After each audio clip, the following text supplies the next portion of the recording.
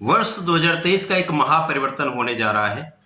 अक्टूबर माह में ये बड़ा परिवर्तन होगा, जो इस वर्ष का एक अंतिम बड़ा परिवर्तन है। निश्चित रूप से ये समस्त राशियों को प्रभावित करने वाला है, क्योंकि ये एक लंबी अवधि के लिए गोचर होगा। जय श्री गणेश, नमस्कार। मैं आचार्य संजय द्विवेदी। मेरे समस्त प्रबुद्ध दर्शकों का मेरे चैनल पर हार्दिक स्वागत है। आज मैं राहु के राशि परिवर्तन प्रभाव को लेकर आपके सम्मुख उपस्थित हूं। 9 ग्रहों में अत्यंत शक्तिशाली, सर्वाधिक बलवान राहु का गोचर 30 अक्टूबर को होने जा रहा है। वर्तमान समय में राहु का गोचर मंगल की मेष राशि में चल रहा है, जहां से इनका परिवर्तन गुरुदेव बृहस्पति की विस्तार वाली राशि जल तत्व राशि मीन राशि में हो जाएगा। राहु एक ऐसे ग्रह हैं जो सर्वाधिक बलवान होने के साथ साथ रहस्यमयी हैं, मायावी हैं, छद्म ग्रह हैं, जो पीठ पीछे वार करते हैं। यदि किसी जातक की कुंडली में राहु एक अच्छी अवस्था में है, अच्छे भाव में है, बलवान अवस्था में है, तो निश्चित रूप से उस जातक को ये एक अच्छी दशा आने पर रंक से राजा बनाने में समय नहीं लगाते। परंतु इसके विपरीत यदि विपरीत परिस्थितियों में इनका गोचर होता है तो ये राजा से रंक भी बना देते हैं, अनेक समस्याएं उत्पन्न कर देते हैं। प्रत्येक कार्य में अवरोध आरंभ हो जाता है, प्रत्येक कार्य में समस्या आती है, जीवन नरक के समान हो जाता है। अत्यंत कठिन समय स्टार्ट हो जाता है, अत्यंत कठिन समय प्रारंभ हो जाता है, जो जातक को मानसिक, शारीरिक तथा आर्थिक कष्ट देने लगता है। तो राहु का परिवर्तन 1.5 वर्ष के लिए होता है। यह समस्त राशि को प्रभावित करता है, संपूर्ण जनमानस को प्रभावित करने वाला होता है। आज मैं कुंभ राशि के लिए राहु के इस महापरिवर्तन का क्या प्रभाव मिलेगा, किस प्रकार का ये गोचर रहने वाला है, संपूर्ण विश्लेषण मैं पूर्ण तरीके के साथ करने जा रहा हूं। प्रिय दर्शकों, ये राशिफल आपके चंद्र राशि पर आधारित है, अर्थात कुंडली में यदि आपके चंद्रमा का गोचर 11 नंबर में है तो इसका अर्थ ये आपकी कुंभ राशि है।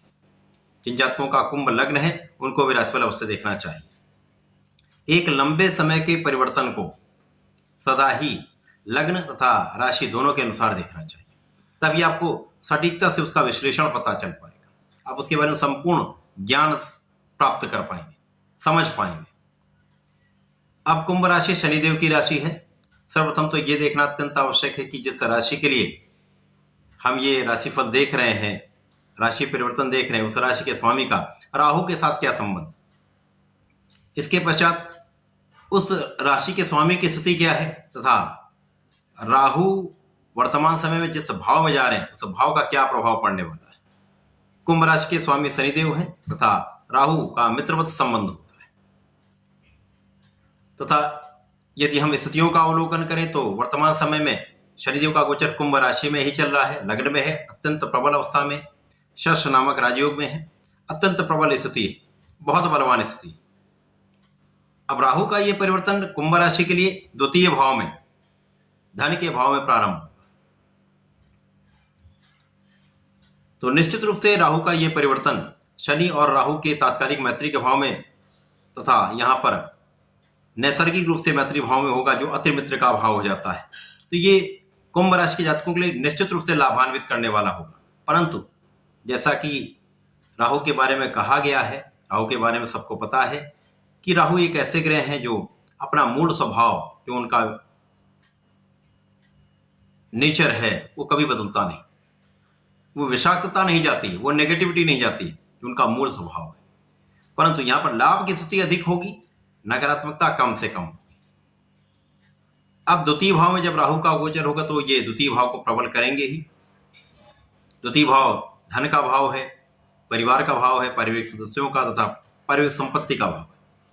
यहां पर पारिवारिक संपत्ति का लाभ आपको मिलेगा, परिवार का पूर्ण सहयोग प्राप्त होगा। परंतु यहां पर वाणी आपकी कठोर हो सकती है। वाणी की कठोरता से परिवारजनों के बीच में कहीं ना कहीं से क्लेश की स्थिति बनती है। वाणी पर आपको निश्चित रूप से ध्यान देना होगा, आपको अपने नियंत्रण रखना होगा, वाणी को संयमित करना होगा।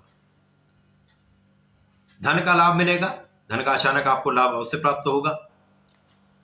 राहु द्वितीय भाव को प्रबल करेंगे, साथ ही साथ राहु की 3 दृष्टियां हैं। राहु की प्रथम दृष्टि का प्रभाव आपके षष्ठम भाव पर होगा। राहु का तर्क भाव पर प्रभाव जो नकारात्मक होने के साथ ही ये एक सकारात्मक हो जाता है।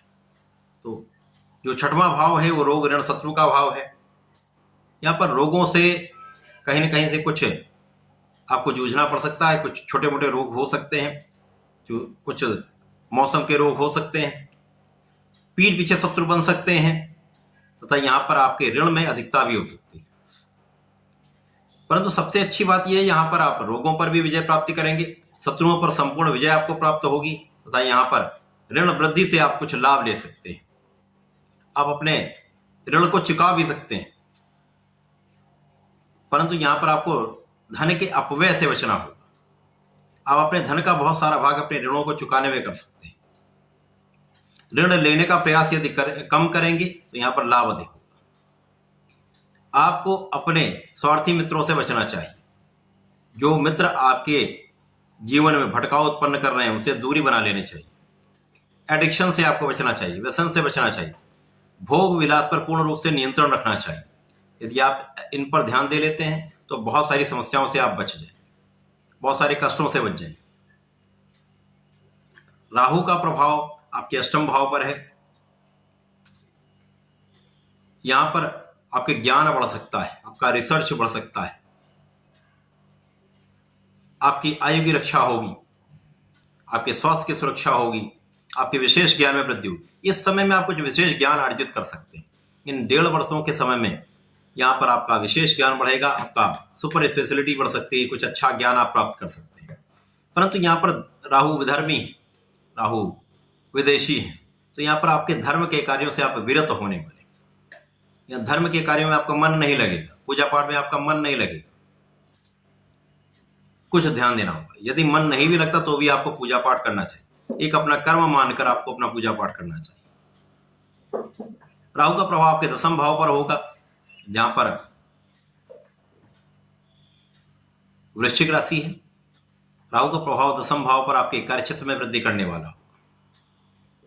कार्यक्षेत्र बढ़ाएंगे, कार्यक्षेत्र का विस्तार भी करेंगे, कार्यक्षेत्र में आपको सफलता भी मिलेगी। परंतु यहां पर भी आपके साथ कुछ धोखा हो सकता है, कुछ आपके सहकर्मी आपका साथ नहीं देंगे, उच्चाधिकारियों का पूर्ण सहयोग प्राप्त नहीं होगा। यहाँ पर आपको अपने ज्ञान का सहयोग लेना होगा, बहुत सोच समझकर विवेक के साथ, धैर्य के साथ आपको निर्णय लेना होगा, अपने कार्य को पूर्ण निष्ठा के साथ करना होगा। यदि आप अपने कार्य में पूरा परिश्रम लगा देते हैं, पूर्ण निष्ठा के साथ कार्य करते हैं, तो ये समय कार्यक्षेत्र में सफलता अवश्य देगा। कार्यक्षेत्र में जब आप सफल होते हैं, आप आगे बढ़ते हैं, तो कहीं ना कहीं कुछ लोग आपको डिगाने का प्रयास करते हैं, डिफेम करने का प्रयास करते हैं। इनसे आप बच जाएंगे, आप समस्याओं से बच जाएंगे, आप लाभ की प्राप्ति करेंगे। और इन समस्याओं को आप ध्यान भी नहीं देना है, आपको बिल्कुल ध्यान नहीं देना, अवॉइड करना है। आप इनको छोड़ते हुए अपने कर्म पर ध्यान दें, अपने कार्यक्षेत्र पर ध्यान देंगे, तो निश्चित रूप से यह समय आपको कार्यक्षेत्र में सफलता अवश्य दिलाएगा। कार्यक्षेत्र में आप सफल अवश्य होंगे, येन केन प्रकारेण आपके कार्य सिद्ध हो जाएंगे। परंतु यहाँ पर आपको अधिक परिश्रम करना होगा, यहाँ पर आपको किसी की सहायता की आवश्यकता पड़ सकती है, तो यहाँ पर अपने बड़ों से आप सलाह लें, उच्चाधिकारियों का सहयोग प्राप्त करें, तथा कहीं पर भी जल्दीबाजी में कोई कार्य न करें, जल्दीबाजी में कोई निर्णय न लें। सोच विचार कर, सलाह लेकर, पूर्ण मनोयोग से यदि आप कार्य भी करेंगे, अपने निर्णय लेंगे, तो ये आपके लिए अत्यंत लाभान्वित करने वाला होगा। कार्यक्षेत्र में सफलता जब हम मिलेंगे तो आपको धन का लाभ मिलेगा ही। धन के लाभ से आप सुखों का उपार्जन करें, सुख समृद्धि की यहाँ पर वृद्धि होने वाली, आपके ऐश्वर्य में वृद्धि होने वाली, लोगों का सहयोग आपको प्राप्त होगा। स्वार्थी लोगों से बचेंगे तो लाभ मिले। बहुत सारे ऐसे लोग होंगे जो आपकी अनायास आपके साथ जुड़ेंगे भी, आपके साथ अपना स्वार्थ सिद्ध करेंगे भी, स्वार्थ सिद्ध करके आपको छोड़ भी सकते। ऐसे लोगों से बचना अत्यंत आवश्यक है। राहु का ये प्रभाव कहीं ना कहीं, जैसे मैंने कहा, छद्म है, रहस्यमयी है, मायावी। ऐसे लोगों का साथ कहीं ना कहीं ऐसे समय में हो जाता है। बहुत सोच विचार कर आपके मित्रों को अपने बनाना चाहिए। यदि इन सब चीजों पर आप ध्यान दे लेंगे तो ये समय आपके लिए लाभकारी है, लाभ देने वाला है, सफलतादायक है। कुंभ राशि के जातकों को नियमित रूप से भगवान सूर्यदेव को जल देना चाहिए। प्रत्येक शनिवार को शिव मंदिर में जलार्चन करने के साथ साथ काले तिल का अर्पण करना चाहिए तथा गणपति महाराज के संकनासन गणेशोत्तम का पाठ करना चाहिए अथवा श्रवण करना चाहिए। यदि आप ऐसा करेंगे तो बहुत सारे संकटों से बचेंगे, लाभ की वृद्धि हो जाएगी। तो ऐसा करके इसका लाभ लें। धन्यवाद, नमस्कार।